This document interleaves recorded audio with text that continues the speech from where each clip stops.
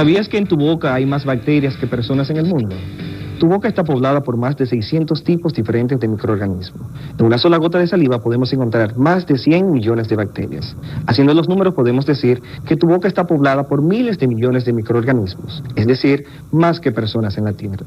Pese a su mala fama y relacionarlo siempre con las enfermedades, lo cierto es que los miles de millones de microorganismos que hay en la Tierra, solo unos 500 son patógenos para los humanos, y de estos, solo 50 pueden producir enfermedades graves. También se sabe que el olor desagradable de nuestra boca por la mañana es debido a la producción durante la noche de compuestos volátiles por parte de las bacterias que habitan nuestra boca.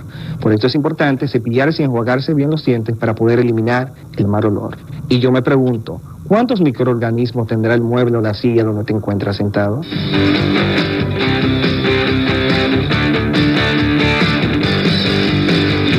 Hola queridos y queridas estudiantes. Sean bienvenidos a su clase de Ciencias de la Naturaleza con su profesor Heriberto Cordero. En la clase anterior aprendimos sobre las estructuras y funciones que componen las células procariotas y células eucariotas. Luego indagamos sobre el origen, la estructura y los tipos de coronavirus, en especial los que producen el COVID-19. También aprendimos sobre el proceso que se da en nuestro cuerpo cuando el virus entra para así producir la enfermedad. Por último, identificamos los postulados que componen la teoría celular, la cual es fundamental para entender las células, el papel que éstas tienen en la constitución de la vida y la descripción de las principales características de los seres vivos. En la clase de hoy estudiaremos la célula y su relación con los diferentes tipos de tejido que conforman los aparatos y sistemas del cuerpo humano, así como su importancia en la función y el desarrollo adecuado de la fisiología humana. Además, cuáles son los procesos que se dan a nivel celular para que la célula pueda absorber nutrientes y eliminar desechos. ¿Te has preguntado cómo y de qué se alimentan los microorganismos? Un organismo unicelular que se encuentra en un lugar rico de nutrientes podría mantenerse con vida fácilmente. Por ejemplo, si fueras una ameba y vivieras en un estanque, podrías adquirir todos sus nutrientes desde el entorno. El oxígeno que necesitas para tu metabolismo pudieras adquirirlo a través de la membrana celular. Y el dióxido de carbono y otros desechos podrían salir fácilmente hacia el exterior. Cuando llegara el momento de reproducirse, simplemente te dividirías a ti misma en dos. Sin embargo, gracias a Dios, no eres una ameba. En el caso de nosotros los humanos, las cosas no son tan simples, ya que somos grandes organismos multicelulares.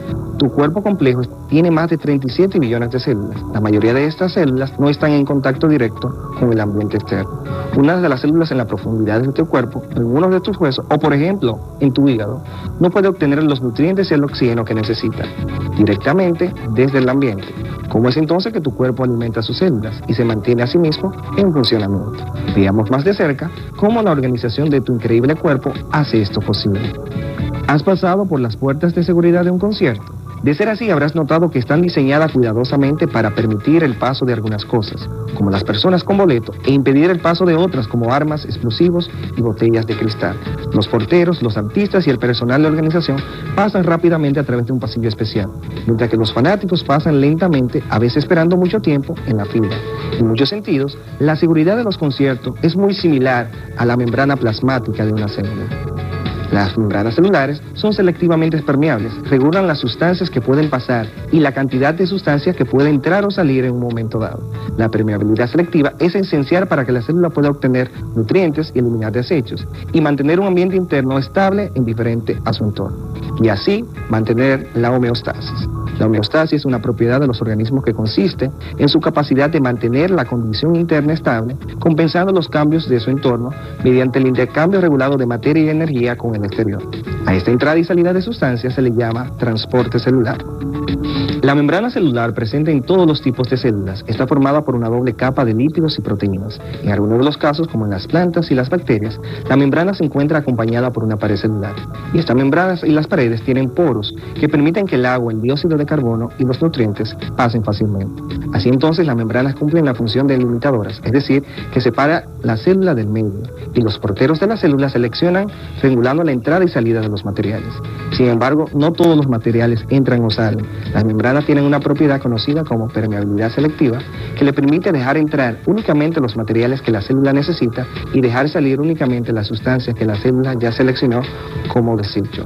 Esta propiedad de la membrana es muy importante, ya que le permite a la célula mantener su homeostasis, es decir, el balance interno de la célula, Como podrás recordar, hay dos maneras de entrar o salir de la célula, por transporte pasivo o por transporte activo. Hablemos del primero, del pasivo. Se conoce como proceso de transporte pasivo aquellos que no requieren de energía para ser llevado a cabo, y son tres.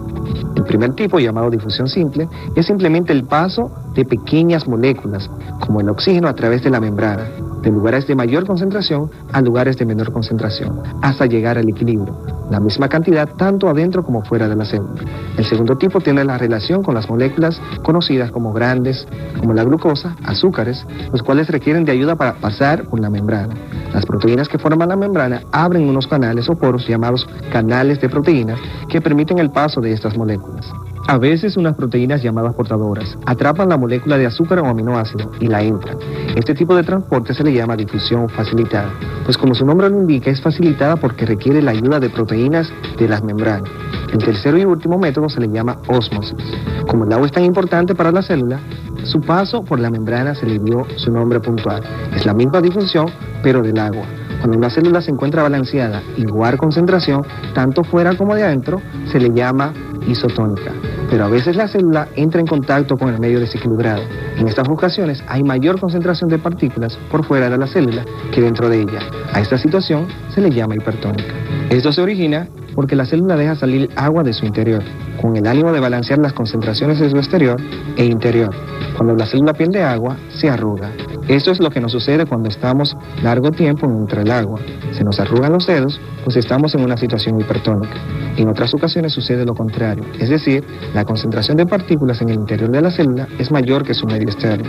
A esta situación se le conoce como hipotónica y hace que la célula deje de entrar a agua con el ánimo de igualar las concentraciones.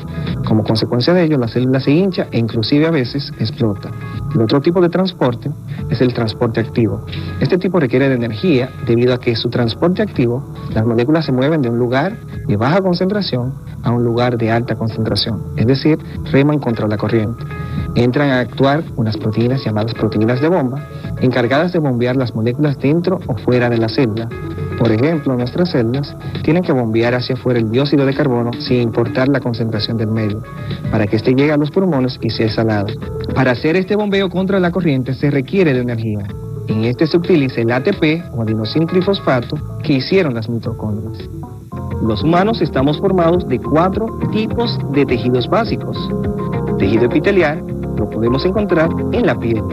Tejido conectivo lo podemos encontrar en los intestinos y el estómago. El tejido muscular está presente en el corazón y los músculos. Y el tejido nervioso lo podemos encontrar en los nervios y el cerebro. Los tejidos, al unirse, forman los 78 órganos de nuestro cuerpo. Ahora responde esta pregunta. ¿A través de qué proceso las células se nutren y eliminan sus desechos? A. Transporte celular. B. Transporte nuclear. Te repito nuevamente. ¿A través de qué proceso las células se nutren y eliminan sus desechos? A. Transporte celular. B. Transporte nuclear. Si tu respuesta fue transporte celular, lo estás haciendo muy bien. Este se realiza en las membranas celulares, que si recuerdan es la capa que cubre las células, las cuales son selectivamente permeables, o sea, son las que deciden qué sustancia entra y salen de la célula. ¿Te imaginas un policía de tránsito en una gran avenida? Que en nuestro caso sería la célula. Ese oficial que da paso a un lado y al otro sería nuestra membrana celular. Muy bien, ya que hemos refrescado lo aprendido en la clase anterior, ¿te gustaría saber de qué hablaremos en la clase de hoy? Pues hablaremos sobre la existencia de una gran diversidad de seres vivos y de la gran variedad entre los integrantes de un grupo, que son el resultado de la herencia biológica y los cambios ocurridos en ella. Es evidente que hay una gran semejanza entre los seres vivos que habitan en el planeta. Primero, todos estamos hechos de células y tenemos necesidades vitales tales como nutrirnos, respirar, relacionarnos y reproducirnos. Sin embargo, hay marcadas diferencias entre todos los grupos de seres vivos y aún las hay entre los individuos que forman parte de un grupo específico o particular. ¿Pero te has preguntado alguna vez por qué te pareces más a tu papá que a tu mamá o viceversa? ¿Sabes por qué esto ocurre? Que nos parezcamos a nuestros padres se debe a la genética. La genética es la ciencia que estudia la herencia, es decir, cómo los hijos se parecen a sus padres, así como las enfermedades que pasan de una generación a la otra. Como ya saben, las células tienen la información necesaria para crecer, funcionar y reproducirse en el momento adecuado. A esta información se le conoce como información genética. La información genética se transmite a la descendencia gracias a los genes, que son la unidad de almacenamiento de esta información. Se localizan dentro de los cromosomas y ocupan posiciones concretas. El número de cromosomas es constante dentro de una especie, pero diferente en otras. Toda la información genética está contenida en una molécula llamada ácido desoxirribonucleico o ADN. Repita conmigo, ácido desoxirribonucleico. No he dicho un trabalengua. Esto significa que su nombre viene de su estructura, una parte central de una molécula de azúcar llamada desoxirribosa y una de fosfato, a la que se enlazan unas moléculas llamadas bases. Se asemejan a una escalera de caracol y están hechas de 4 sustancias químicas: adenina, timina, guanina y citosina. Una sola molécula de ADN contiene aproximadamente 6.000 millones de estas, de adenina, timina, citosina y guanina. Para poder comprender mucho mejor esto, debemos decir que la adenina se une a la timina y la citosina se une a la guanina y en conjunto forman lo que es el ADN, que representa lo que es nuestro código genético o nuestro genoma humano. Si estiramos una molécula de ADN, esta puede medir hasta 6 pies. Podemos decir que el ADN es el mapa genético de la vida y el cuerpo al que este da vida es bastante complejo. Te cuento, nuestro cuerpo está formado por distintos sistemas: el respiratorio, el circulatorio, el neurológico y el digestivo, entre otros. Todos llevan a cabo distintas funciones que actúan de manera organizada para mantenernos con vida. A su vez, esos sistemas están formados por órganos y estos por distintos tipos de células. Cada célula tiene su función. Por ejemplo, la célula del corazón no realiza las mismas funciones que la del hígado. Si nuestro cuerpo es el fruto de la unión solo de 2 células, es decir, el espermatozoide del padre y el óvulo de la madre, ¿cómo es posible que tengamos tantos tipos de células diferentes que llevan a cabo distintas funciones? La respuesta vuelve a estar en el ADN. El genoma contiene la información necesaria para dar lugar a las células con funciones tan diferentes como las de una neurona o las células musculares. Incluso tiene la información que determina nuestro sexo. En la especie humana, el número de cromosomas es de 46. En cada célula tenemos 46 cromosomas, de los cuales 44 son autosómicos, es decir, cromosomas no sexuales, y solo 2 que sí lo son. El conjunto de los 46 cromosomas es lo que llamamos genoma humano. Los cromosomas sexuales son los cromosomas X y Y. Ellos determinan el sexo de la persona, es decir, masculino o femenino. Las mujeres tienen 2 cromosomas X, XX, siendo uno de los cromosomas X proveniente del padre y el otro cromosoma X proveniente de la madre. Los varones tienen un cromosoma X proveniente de su madre y un cromosoma Y proveniente de su padre. En conjunto forman XY. Las madres solamente pueden contribuir con un cromosoma X, ya sea a su hijo o a su hija. Es importante destacar que el sexo del niño lo determina el padre. Los cromosomas restantes, pares, del 1 al 22, se denominan cromosomas autosómicos y contienen el resto de su información genética, como por ejemplo el color de los ojos, de piel, la estatura, la forma de la cara, hasta los gestos y los gustos. Es increíble cómo el ser humano debe tener la cantidad exacta de cromosomas, porque si tiene menos o de más, presentaría enfermedades graves y ciertas condiciones, como por ejemplo, cuando tiene 47 cromosomas, el niño o la niña puede tener síndrome de Down, y si tiene menos, puede tener síndrome de Turner. Como ya hemos mencionado, la herencia es la transmisión de genes de una generación a la siguiente. Tú has heredado los genes de tus progenitores. La herencia te ayuda a ser la persona que eres, alto o bajo, rubio o moreno, de ojos azules o de ojos verdes. Pero, ¿quién descubrió cómo se transmiten estas características de generación en generación?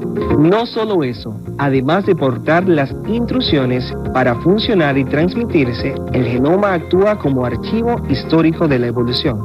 Esto quiere decir que los cambios, las mutaciones que permiten que los organismos cambien y se adapten a su ambiente.